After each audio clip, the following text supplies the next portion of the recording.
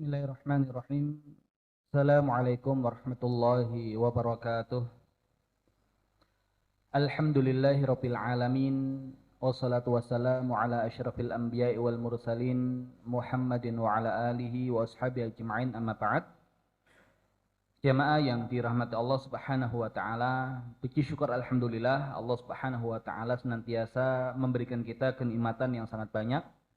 Nikmat iman, nikmat Islam, nikmat keistiqomahan, sehingga di hari yang ke-28 ini Allah Subhanahu wa taala masih berikan kita kekuatan untuk sama-sama bertaqarrub kepada Allah Subhanahu wa taala, memaksimalkan ibadah kita kepada Allah Subhanahu wa taala di bulan yang mulia, di bulan Ramadan ini.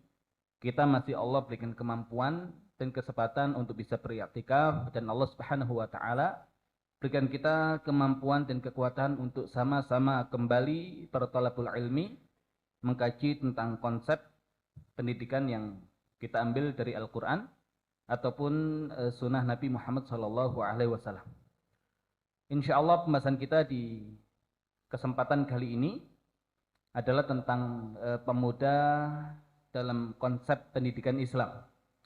Sebagaimana yang menjadi fokus pembahasan kita adalah bagaimana kemudian kita memaksimalkan kehidupan kita di dunia ini, sehingga lagi-lagi pembicaraan tentang kurikulum pendidikan hakikatnya adalah mengajarkan kepada generasi kita agar kemudian bisa menjalankan kehidupan mereka di dunia ini sebagaimana yang Allah Subhanahu wa taala kehendaki, dan tugas kita adalah untuk beribadah kepada Allah. Dan tugas kita serta amanah kita adalah menjadi pemakmur buminya Allah. Dan lagi-lagi untuk memakmurkan buminya Allah Subhanahu wa taala ada perangkat-perangkat keilmuan yang harus kita miliki, dan ternyata ilmu yang harus kita pelajari ya sangat luas ya, dan sangat banyak sekali. Sedangkan usia kita yang ternyata tidak banyak, ya maka lagi-lagi tidak boleh sampai ada usia kita yang tidak termaksimalkan dengan target besar yang Allah Subhanahu wa taala bebankan kepada kita. Sedang usia yang Allah Subhanahu wa taala berikan ya khususnya untuk umatnya Nabi Muhammad sallallahu alaihi wasallam hanya baina sittina wa sab'in, ya antara 60 sampai 70 tahun. Sedangkan tugas kita adalah memakmurkan seluruh buminya Allah Subhanahu wa taala. Dan berbicara tentang fase kehidupan manusia, maka nanti akan kita dapati fase yang paling menentukan, ya fase puncak, dan inilah fase pemuda ya dalam kehidupan umat manusia, sehingga kita bahas secara khusus tentang pemuda dalam konsep pendidikan Islam. Salah dalam menyiapkan fase pemuda atau kemudian telat menghadirkan fase pemuda ini, ya nanti akan berdampak banyak pada kehidupan dan juga perkembangan kaum muslimin ya secara keseluruhan. Maka memang tidak biasa dalam menyiapkan puncak fase usia dalam kehidupan manusia ini. Nah, maka kita yang kemudian sudah Allah Subhanahu wa taala berikan umur yang mungkin lebih tua, ya pengalaman hidup yang mungkin lebih banyak, maka apa-apa yang kemudian masih kurang dalam kehidupan kita, maka jangan sampai kemudian yang demikian terulang lagi bagi generasi pelanjut ya kita. Nah, ini yang sama-sama menjadi pemikiran kita. Nah, kemudian juga salah analisa dalam memahami ayat ataupun hadis Nabi Muhammad SAW nanti juga akan berdampak pada turunan ya serta aplikasi serta teknis pendidikan. Nah, berkaitan dengan tema pemuda, kita mulai dari firman Allah Subhanahu wa taala di surat Ar-Rum ayat yang ke-54. Firman Allah Subhanahu wa taala, Allahul ladzi khalaqakum min dha'af. Dialah Allah yang telah menciptakan kalian min dha'af, dari keadaan lemah.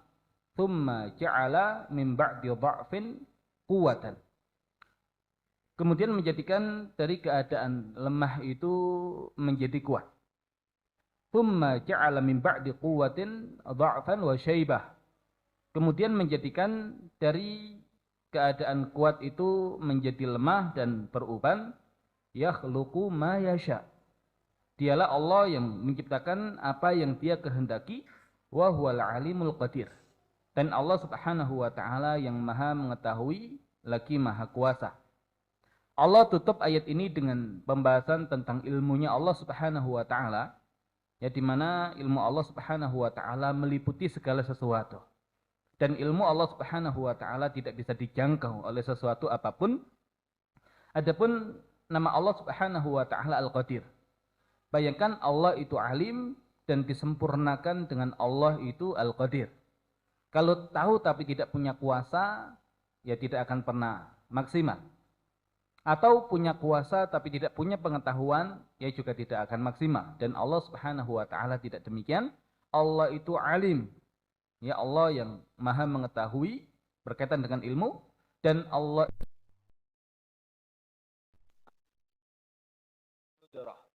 walaupun nanti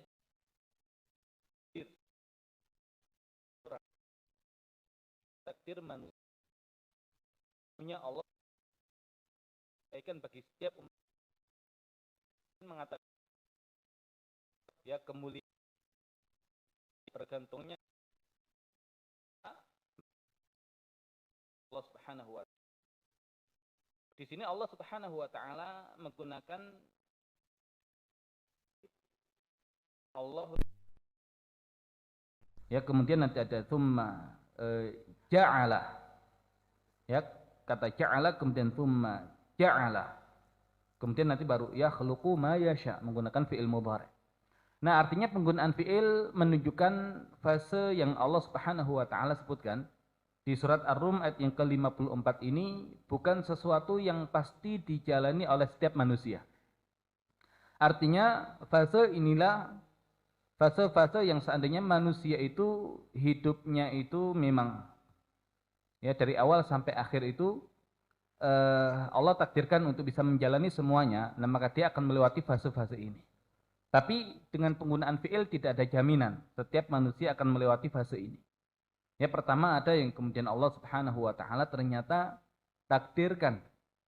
Ya, dan ini lagi-lagi berkaitan dengan ilmu Allah, dan Allah ingin yang terbaik. Bahkan masih dalam kandungan meninggal. Ada yang kemudian masih berusia kecil, ya sudah meninggal. Atau kemudian di puncak usia, ya di fase muda meninggal. Atau kemudian baru Allah berikan usia yang panjang sehingga nanti meninggal di usia senjanya, ya ketika sudah tua renta. Tapi artinya yang demikian, ya Allah sebutkan dengan bentuk fi'il, maka setiap manusia belum tentu mengalami fase ini, tapi seandainya Allah berikan usia panjang, ya maka mereka akan mengalami fase-fase ini. Nah, kemudian di sini kalau sekedar kita baca terjemahan, ya mungkin akan kita simpulkan di mana Allah Subhanahu wa taala menciptakan kita dari keadaan lemah. Kemudian menjadikan dari lemah itu kuat. Kemudian menjadikan dari kuat itu lemah lagi dan beruban. Ya, seakan zahirnya adalah 3 fase kehidupan manusia. Ya, sehingga akhirnya kemudian muncul kesimpulan bahwasanya nanti untuk puncak kekuatan manusia adalah fase muda, atau yang kita sebut dengan pemuda.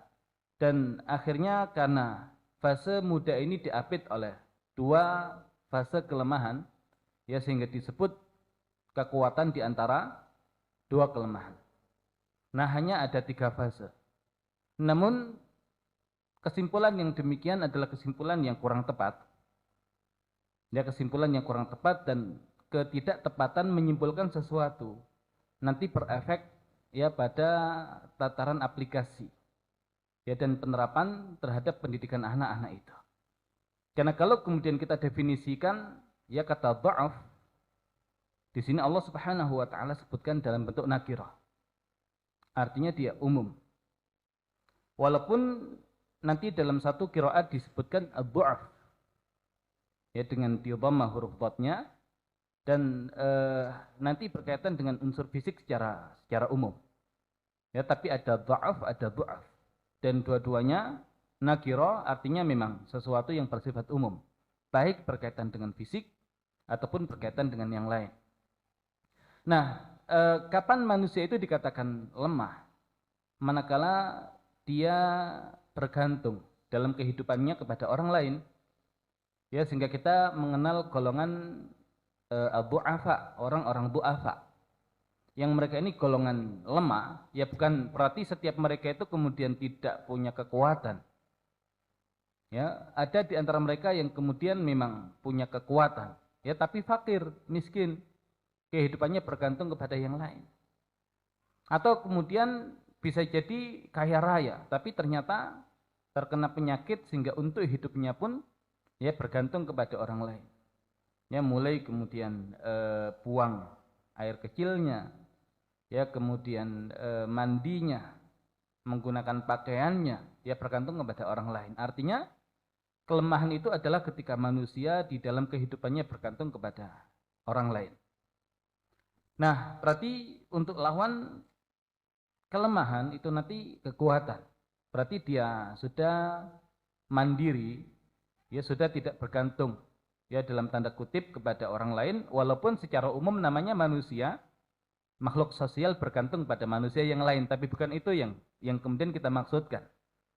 Ya, tapi bergantung secara langsung dalam kehidupannya dan tidak bisa menjalani kehidupan itu tanpa bantuan orang lain. Nah, tadi ada yang menyimpulkan 3 fase. Namun kalau kita menggunakan kaidah nakiro ataupun ma'rifah, ya dapat atau marfu' kepada Nabi Muhammad SAW ketika memahami firman Allah Subhanahu wa taala, fa inna ma'al usri yusran, inna ma'al usri yusran. Maka sesungguhnya bersama al-usr, kesulitan itu, yusran, ada kemudahan. Inna ma'al usri yusran. Sesungguhnya bersama kesulitan itu ada yusran, kemudahan. Di situ Allah Subhanahu wa taala mengulang kata kesulitan 2 kali. Dan kedua-duanya menggunakan alif lam. Fa inna ma'a al-usri. Kemudian inna ma'a al-usri. Kata al-usr terulang 2 kali dan dua-duanya Allah sebutkan dalam bentuk ma'rifah, ada alif lamnya. Nah, adapun kata mudah, yusron, jika Allah Subhanahu wa taala sebutkan 2 kali dan dua-duanya tanpa menggunakan alif lam yang kita sebut dengan nakirah. Nah, sehingga ketika ada 2 kata yang terulang, yang pertama ma'rifah dan yang kedua ma'rifah, maka yang pertama sama dengan yang kedua. Dan jika ada 2 kata yang terulang, yang pertama nakirah dan yang kedua nakirah, maka yang pertama berbeda dengan yang kedua. Makanya akhirnya disimpulkan lan yaghlibal usru yusrain. Lan yaghliba tidak akan pernah mengalahkan al-usru, 1 kesulitan. Yusrain, 2 kemudahan. Dari mana kemudian disimpulkan adanya 1 kesulitan dan 2 kemudahan?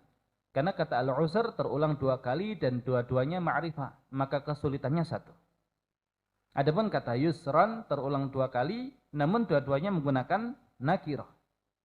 Ya, maka yang pertama berbeda dengan yang kedua. Maka ada 1 kesulitan, ada 2 kemudahan. Dan 1 kesulitan tidak akan pernah mengalahkan 2 kemudahan.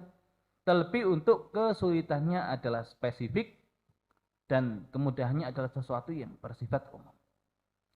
Nah, sehingga dari itu ya nanti akan dibuat kesimpulan yang lain. Ya, dibuat kesimpulan yang lain. Kalau seandainya ada nakiro, setelahnya ma'rifah, maka yang pertama sama dengan yang kedua. Nah, kalau di surat Ar-Rum ayat yang ke-54, Allahul ladzi khalaqakum min dha'fin. Ya, kata dha'af itu nakiro, tidak ada alif lamnya. Tsumma ja'ala min ba'di dha'fin. Ya, kemudian kata dha'af yang berikutnya juga nakirah. Nah, maka dengan kaidah yang tadi harusnya dha'af yang pertama berbeda dengan dha'af yang kedua. Seandainya Allah ingin menjadikan dha'afnya, kelemahannya itu sama, bisa opsinya untuk dha'af yang kedua Allah berikan alif lam. Ya, Allahul ladzi khalaqakum min dha'fin tsumma ja'ala min ba'di ad-dha'fi. Atau dua-duanya Allah jadikan ma'rifah. Allahul ladzi khalaqakum minadh-dha'fi tsumma ja'ala min ba'di ad-dha'fi. Tapi tidak demikian. Nah, berarti dari sini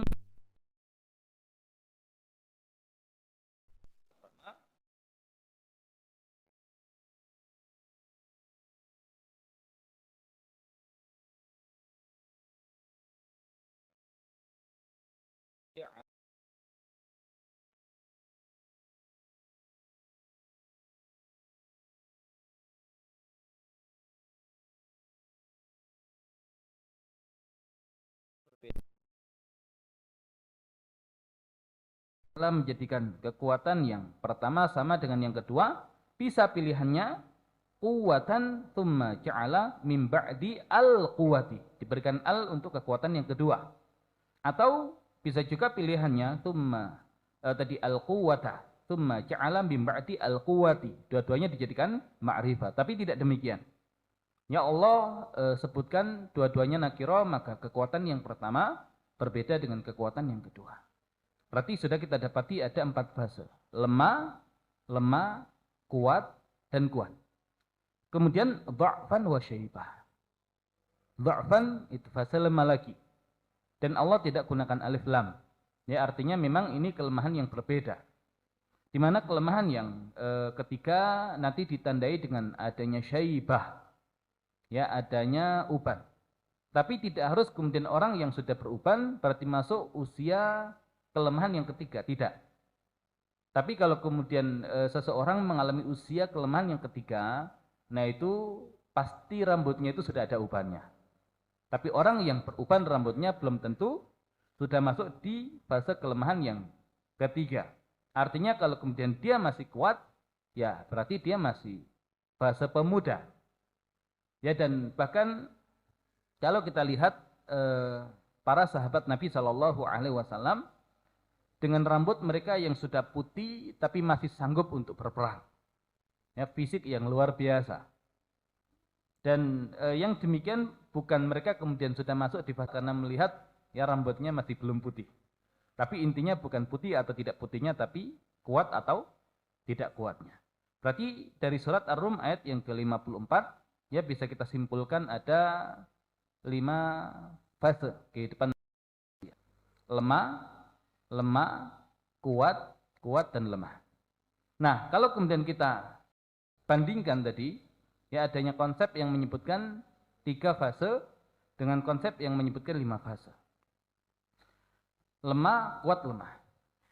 Di fase kuat itu berarti fase pemuda, ketika manusia sudah balik. Oh, berarti kalau seandainya 3 fase, berarti sebelum manusia itu balik, berarti dia dihukumi sebagai manusia yang lemah.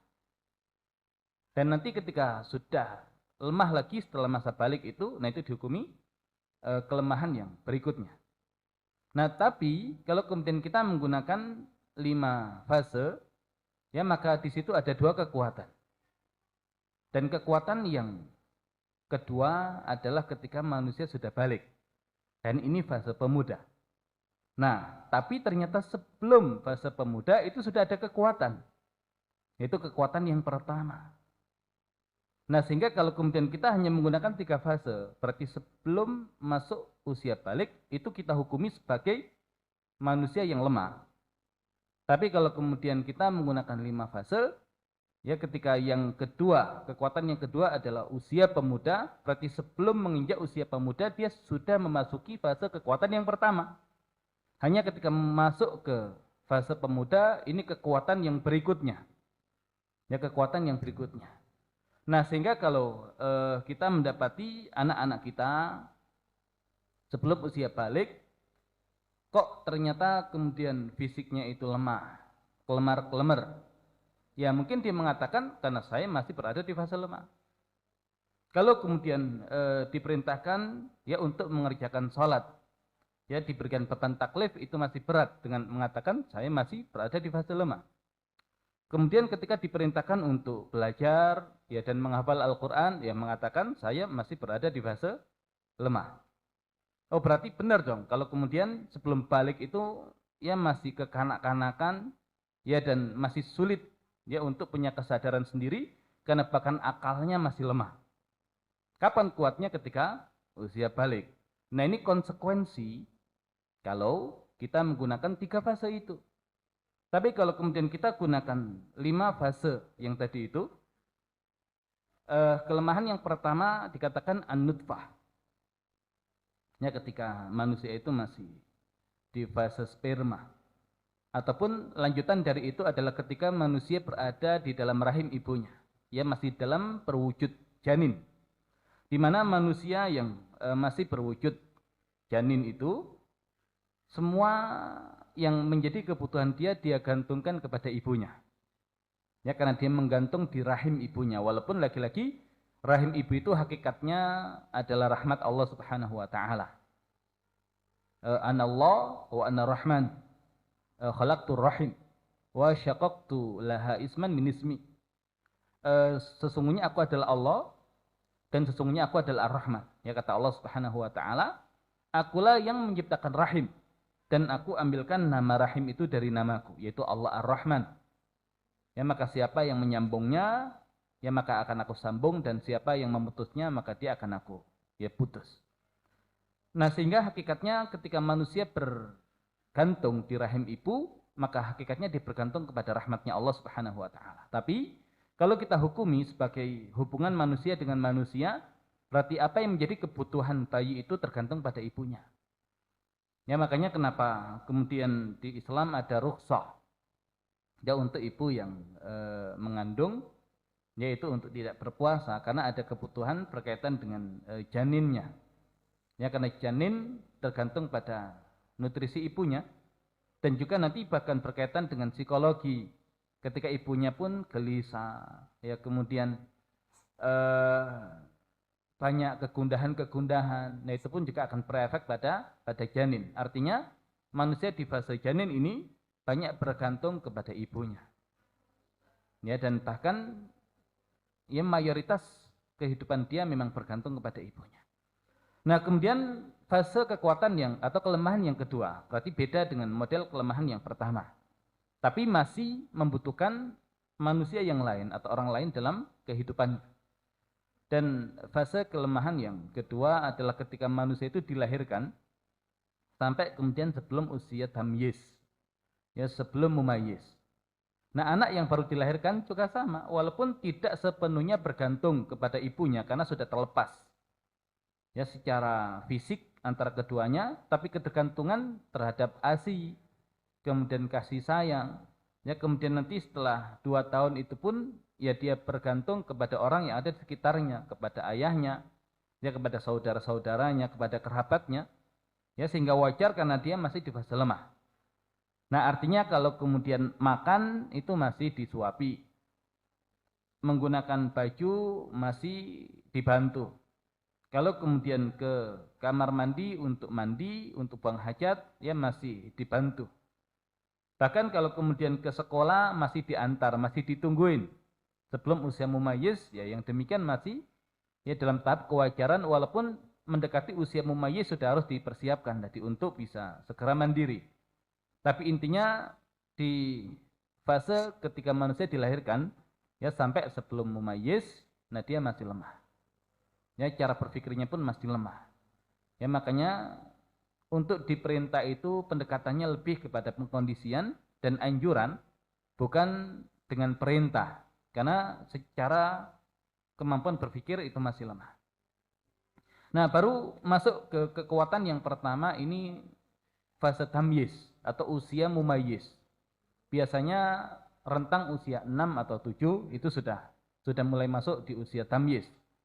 Dan kalau kita lihat sabda Nabi Muhammad SAW, muru auladakum bis shalah wa hum abna 7 sinin, wadribuhum 'alaiha wa hum abna 10 sinin. Perintahkan anak kalian untuk salat ketika usianya 7 tahun. Dan pukullah mereka ketika tidak mau salat, ya ketika usia mereka 10 tahun. Nah, sudah ada amr, sudah ada perintah. Bahkan di rentang waktu ini sudah ada hukuman yang diberikan. Ya, kenapa? Karena mereka sudah punya kekuatan. Ya, dan yang disebut usia tamyiz adalah ketika anak itu bisa membedakan mana yang benar dan mana yang salah. Dia sudah bisa diajak untuk berpikir. Dan ya di usia tamyiz ini nanti kalau dalam syariat Islam memang nanti ada beberapa konsekuensi. Makanya nanti ada beberapa ibadah itu yang salah satu syaratnya atau syarat sahnya itu adalah tamyiz. Jadi memang dia belum mukallaf. Tapi kalau sudah usianya mumayyiz itu nanti ibadahnya bisa diterima. Ya walaupun laki-laki ibadah anak yang masih di fase mumayyiz ini ya nanti akan diberikan kepada orang tuanya. Tapi ketika dia melaksanakan ibadah itu dia sudah sah ibadahnya. Dan laki-laki dia sudah bisa diajak untuk berpikir ya karena secara kemampuan akalnya dia sudah kuat walaupun belum matang. Ya jadi usia tamyiz itu usia kekuatan yang belum disertai kematangan. Ya jadi secara psikologinya sudah kuat ya bisa diajak untuk berpikir ya sehingga kemudian diperintah bukan hanya diajak ya dan perintah itu berarti lebih tegas lagi. Nah, kemudian nanti berkaitan dengan fisik juga sudah mulai kuat. Ya, maka kadang kalau kemudian kita mengadu kekuatan dan ketahanan fisik kita dengan anak yang berusia mumayyiz sebelum balik, ya kadang kemudian kita sudah keteteran juga. Ya adu lari atau kemudian beberapa hal kadang fisik mereka juga mulai bahkan tinggi mengalahkan orang yang sudah dewasa. Ya, mereka sudah kuat. Ya, mereka sudah kuat. Dan fungsi ya dari perintah sholat itu sebetulnya bukan sekedar sholatnya. Tapi maksudnya adalah kalau laki-laki itu diajak ke masjid. Nah kenapa kok kemudian anak yang usia 7 tahun itu diajak ke masjid? Ya karena sudah harus mulai bersosialisasi. Ya jadi kemampuan untuk sosialnya. Ya maka kalau sebelum usia 7 itu nanti secara sosial kedekatannya itu masih dengan keluarga intinya saja. Tapi kalau sudah 7 ya sudah mumayyiz, nah sudah mulai diajak untuk bersinggungan dengan banyak orang yang ada di luar rumahnya. Nah sehingga diajak ke masjid itu ya bukan sekedar sholatnya atau sekedar main-mainnya, tidak itu. Ya bahkan sudah mulai dikenalkan dengan orang-orang atau jamaah lain yang ada di masjid. Ya kalau kemudian yang dewasa pun sholat, dia pun sholat, ya berarti sudah mulai ada kesamaan antara dia dengan orang yang sudah dewasa itu. Jadi dia sudah merasa saya ini sudah besar, ya sudah boleh sholat ke masjid, ya sudah bisa bersosialisasi dengan orang lain. Bahkan jadi imam pun diperbolehkan di dalam syariat. Ya ketika sholatnya memang sudah baik, sudah benar dan seandainya bacaan Al-Qur'annya itu juga sudah banyak, nah dia pun kadang dalam satu kondisi paling berhak untuk menjadi imam. Nah artinya Islam menjelaskan tentang itu dengan syariat yang dibahas oleh para ulama di fikih. Makanya jangan diamputasi juga pembahasan fikih ya untuk memahami hadis Nabi atau kemudian memahami fase dalam pendidikan anak. Nah hanya nanti kalau secara kekuatan dia masih belum matang. Tapi beda kalau kemudian kita menghukumi di fase sebelum balik itu dengan fase kelemahan, dengan kita menghukumi fase sebelum balik itu fase kekuatan yang belum disertai kematangan, yang ini lemah, yang ini sudah kuat. Nah sehingga kalau kemudian kita berinteraksi dengan mereka, ya bukan kamu masih kecil, oh kamu masih anak-anak. Tapi yang ada kemudian kita sudah menggunakan pendekatan, nak, sholat ke masjid, kamu sudah mumayyiz. Ya nak, yang baik sholatnya. Kamu bukan anak-anak kecil lagi. Kamu sudah mumayyiz. Ya kemudian ketika diminta untuk menghafal Al-Quran. Ya nak, kamu bukan anak-anak lagi. Kamu sudah mumayyiz, sudah kuat secara kemampuan menghafal dan berpikirnya. Ya sehingga dia sudah merasa diperlakukan sebagai manusia yang berada di fase kekuatan. Walaupun ya kekuatan yang pertama adalah tadi di fase tamyiz, yang orangnya disebut dengan mumayyiz. Tapi yang demikian mempengaruhi interaksi dia dengan yang lain, juga mempengaruhi bagaimana kita bersikap ya dengan mereka. Ya karena mereka sudah mumayyiz tadi.